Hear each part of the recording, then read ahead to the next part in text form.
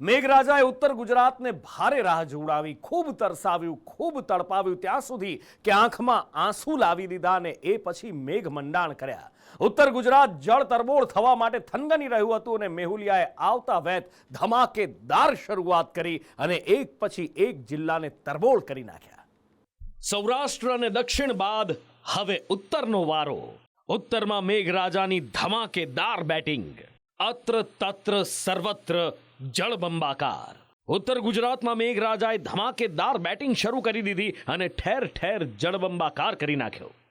સાબરકાંઠા, અરવલ્લી, મહેસાણા, ગાંધીનગર સહિતના જિલ્લાઓ તરબોળ થઈ ગયા.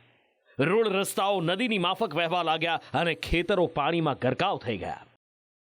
સાબરકાંઠા જિલ્લાનું હિંમતનગર કે જ્યાં મોડા પણ મેઘરાજા આવ્યા અને એવા વરસ્યા કે નીચાણવાળા વિસ્તારો પાણી થઈ ગયા.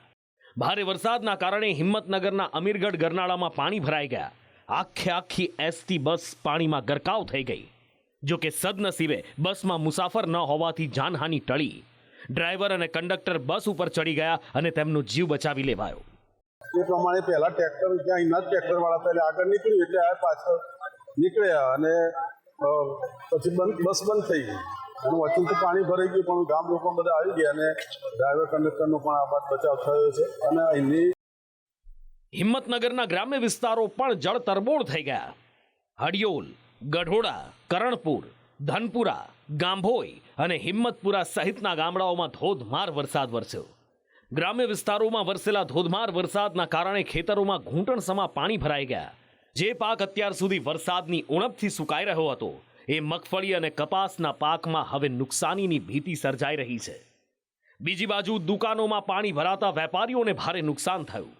સાબરકાંઠાના પ્રાંતિજમાં ભારે વરસાદના કારણે ઠેર ઠેર જળબંબાકાર થઈ ગયો. માત્ર 2 કલાકમાં 5 ઇંચ વરસાદ વરસતા મકાનોમાં પાણી ઘૂસી ગયા. રોડ રસ્તા પાણીમાં ગરકાવ થઈ ગયા. વાહન વ્યવહાર ખોરવાઈ ગયો. સોસાયટીઓમાં પાણી ભરાતા તંત્રની પ્રી મોન્સૂન કામગીરીની પોલ ખુલ્લી પડી ગઈ અને તંત્ર પર લોકોનો રોષ ફાટી નીકળ્યો. સવારનું દૂધ પણ નથી આવ્યું, કોઈ શાકભાજી નથી. અમારે અંદરથી એકબીજાને કોન્ટેક્ટ થાય છે કે સોસાયટી બહાર નીકળવું કેવી રીતે. આજે કોઈ મહિલાઓ ગર્ભવતી હોય, આજે એમને કોઈ પ્રસૂતિની પીડા ઉપડી હોય તો હું બેન દીકરો કેવી રીતે બહાર લઈને જઈ શકું. સરકારને હું 2 હાથ જોડી વિનંતી કરું છું કે મારી સોસાયટીની તાત્કાલિક એક્શન લે.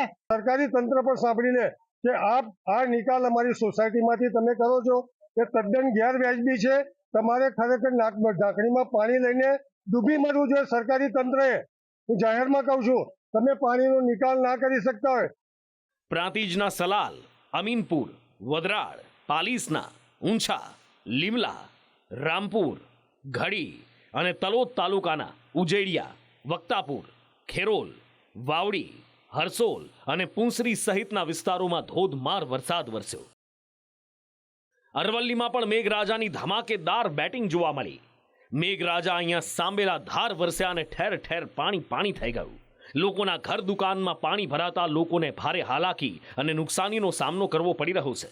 3 વખત વરસાદ બહુ ભારે પડવાથી કોઈ પાણીનો નિકાલ થતો નથી અને અવારનવાર આવા વરસાદના કારણે અમારા દુકાનોમાં પાણી ઘૂસી જાય છે અને ઘણું નુકસાન આવે છે. એની કોઈ સરકાર કે પંચાયત કોઈ હમું જોતું નથી. એટલે ગટર ચોકોપોના લીધે પાણી અમારી દુકાનોની અંદર ઘૂસી ગયું છે. તંત્રની આ બેદરકારી, પંચાયતની બેદરકારીને લીધે અમારી દુકાનોમાં પાણી ઘૂસી ગયું અને હજારોનું નુકસાન થયું છે. બીજી બાજુ ભારે વરસાદના કારણે મેઘરજના કેથોલિક પાસેના વિસ્તારો અને પંચાલ રોડ પાણીમાં ગરકાવ થઈ ગયા. ભારે વરસાદના કારણે મેઘરજના માળકંપામાં રોડ રસ્તાઓ પર નદીની માફક વહેતા પાણી જોવા મળ્યા. ભિલોડાના ખેરાળી કંપામાં ધોધમાર વરસાદથી કોઝવે પરથી નદીના પાણી વહેતા થયા. ખેરાળી અને તેની આસપાસના 5 ગામોનો સંપર્ક કપાઈ ગયો. અરવલ્લીમાં મેઘ જમાવટ થઈ અને જીવણપુર, નાદીસન અને ગદાદર અંડરપાસમાં પાણી ભરાઈ ગયા અને વાહન વ્યવહાર બંધ કરવાની ફરજ પડી.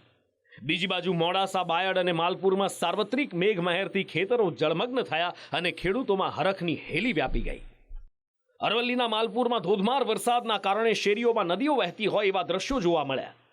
બીજી બાજુ ભિલોડાનો સુનસર ધોધ જીવંત થતા આહલાદક દ્રશ્યો જોવા મળ્યા. વહેલી સવારથી ધોધમાર વરસાદના કારણે મહેસાણામાં પણ જ્યાં જુઓ ત્યાં પાણી જોવા મળ્યું. મહેસાણાના ગાયત્રી મંદિરથી ધરમ સિનેમા સુધીનો માર્ગ પાણીમાં ગરકાવ થઈ ગયો. મહેસાણાના ગોપી નાળા અને ભમરિયા નાળામાં કેડ સમા પાણી ભરાયા, લોકોને ભારે હાલાકીનો સામનો કરવો પડ્યો. ગોપી નાળા અંડરપાસમાં પાણી ભરાયા અને ટ્રેક્ટર પર સવાર 13 લોકો એમાં ફસાયા, જેમનું તંત્ર દ્વારા રેસ્ક્યુ કરવામાં આવ્યું. ધોધમાર વરસાદથી મહેસાણાનો નાગલપુર વિસ્તાર જળબંબાકાર થઈ ગયો.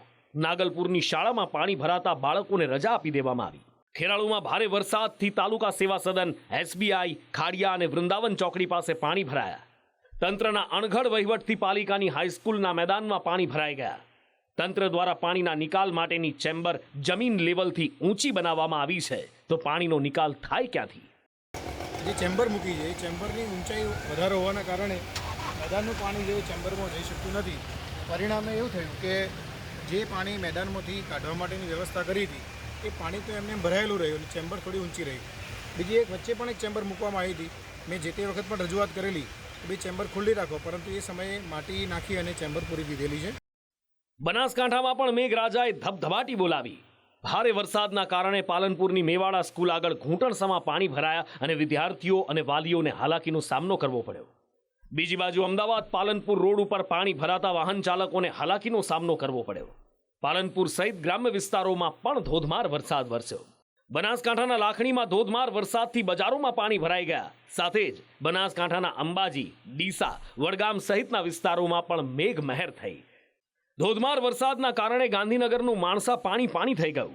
માણસામાં માત્ર 2 કલાકમાં 3 ઇંચ વરસાદ ખાબક્યો અને કંઈ કેટલાય વિસ્તારોમાં પાણી ભરાઈ ગયા. માણસા સહિત આસપાસના ગ્રામ્ય વિસ્તારોમાં સારો એવો વરસાદ વરસ્યો. સલૈયા અને ઈટાદરમાં ઘૂંટણસમાં પાણી ભરાયા. ઉત્તર ગુજરાતમાં મેઘરાજાએ ધમાકેદાર બેટિંગ કરી અને જળબંબાકાર કરી નાખ્યો. ક્યાંક ધીમી ધારે તો ક્યાંક ધોધમાર વરસાદ વરસ્યો. કેટલીક જગ્યાએ મેઘરાજાના મંડાણથી ખેડૂતો ખુશ છે, તો કેટલીક જગ્યાએ ખેતરો પાણીમાં ગરકાવ થતા ખેડૂતોના માથે ચિંતાની રેખાઓ ખેંચાઈ ગઈ છે. બ્યુરો રિપોર્ટ, સંદેશ ન્યૂઝ.